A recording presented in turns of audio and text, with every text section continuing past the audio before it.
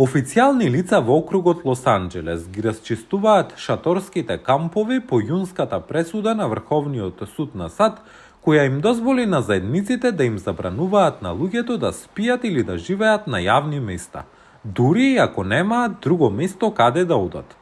Во државата имаше 150.000 бездомници во дадена ноќ, според податоците на САД.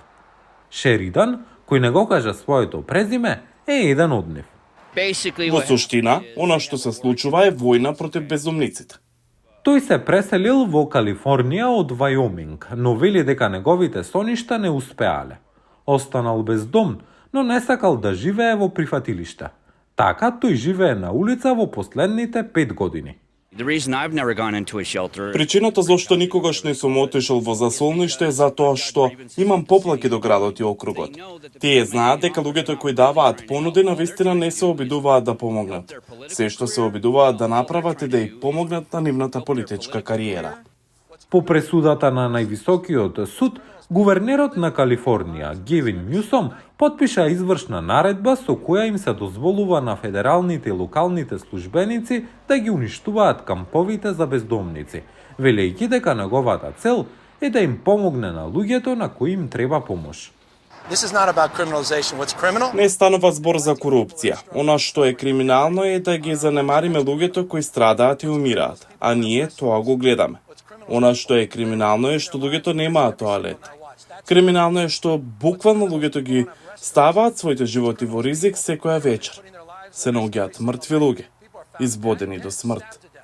Во август, Њусом потпиша 2 нацрт закона за решавање на проблемот. Еден од нив го леснува преместувањето на луѓето без место за живење во привремени станови подолго од 30 дена.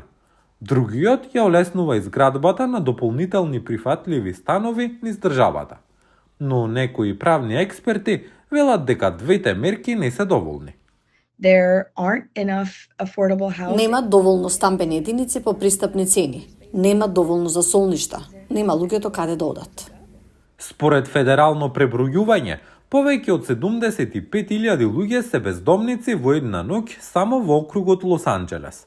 Даш, кој исто така одби да го каже своето презиме, вели дека проблемот влијае и на луѓето како него кои живеат и работат во градот. Тоа е комплицирано прашање. Имав искуство со бездомници. Сум бил нападнат.